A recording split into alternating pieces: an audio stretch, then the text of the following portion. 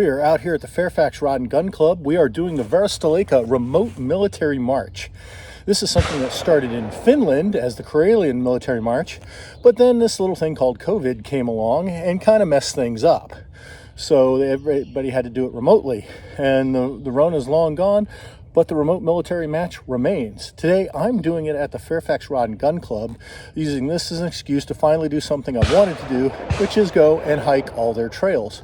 So I'm just exploring the trails here. I've already got started, already got 2 kilometers in, going pretty good. The requirements are that if you're in military like I am, you have to have a military uniform on. So I'm wearing Varistaleka's M05 uniform, tops and bottoms, some 511 boots, got my favorite patrol rig on. The requirement is you have at least 10 kilos of gear, which I easily do with all the ammo I need for the match that I'll be shooting here tomorrow. So off I go, and I'll do random checkups and show you interesting things along the way. All right, I've reached the 5K mark of the Remote Military March. Unfortunately, it has started to rain, so I'm going to use this opportunity to take a little break, hydrate, and let the rain pass by so I don't get completely soaked, and we'll come back.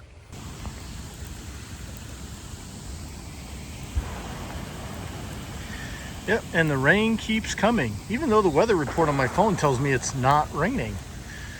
Oh well, keep marching. All right, well, at least the rain finally decided to stop. So I guess the weatherman was correct. He was just a little late in his prediction. But now it's nice, muggy, and humid. So, you know, infantry weather. Walking these trails has been really fun. I've seen a lot of stuff you don't normally see just driving up to the range. Some really beautiful scenery here at the Fairfax Rod and Gun Club. All right, lunch today is a Polish MRE. Let's crack this thing open, see what we got inside. All right, so here we are, laid out our Polish MRE. Get a flameless heater just like you do at a US MRE. Get a main course here. Get what I'm going to assume is some hydration, Gatorade, dehydrated Gatorade or something. Got some kind of food here.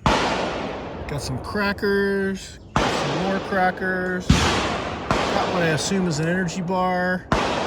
And then your standard stuff with your salt, your pepper, and all that stuff. So we have the food in our cooker. It says 12 minutes, so I've set a timer. In 12 minutes, we'll see what mystery meat we got. In the meantime, we'll figure out what some of this other stuff is. Well, this is apparently some dehydrated fruit or trail mix. And the heater's already heating, so that's a good sign. I have no idea what this is, but we're gonna find out. And there it is. Looks like something I'm gonna spread on these crackers and find out. Not sure what it is. Tastes like chicken. The cracker, a little hard, a little stale, kind of like a US cracker. You know, sucks all the moisture out of your body, but it's sustenance. So I opened up the health and comfort packet. So you get this trash bag, you get some napkins, you get some wet wipes, you get some candy, and you get some salt and pepper. All in all, pretty standard stuff, just like in the US MRE. Okay, I've opened up the Hydratonic powder, and yeah, it looks like lemonade powder energy drink. They even give you a straw, so I'm gonna put some water in, mix it up, see how much it tastes like Gatorade. They're nice enough to give you the resealable lids, so I've done that. Let's shake it up and mix it up.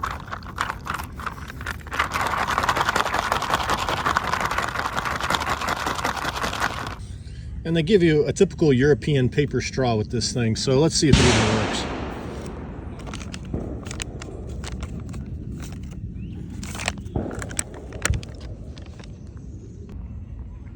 So it tastes pretty much like lemonade.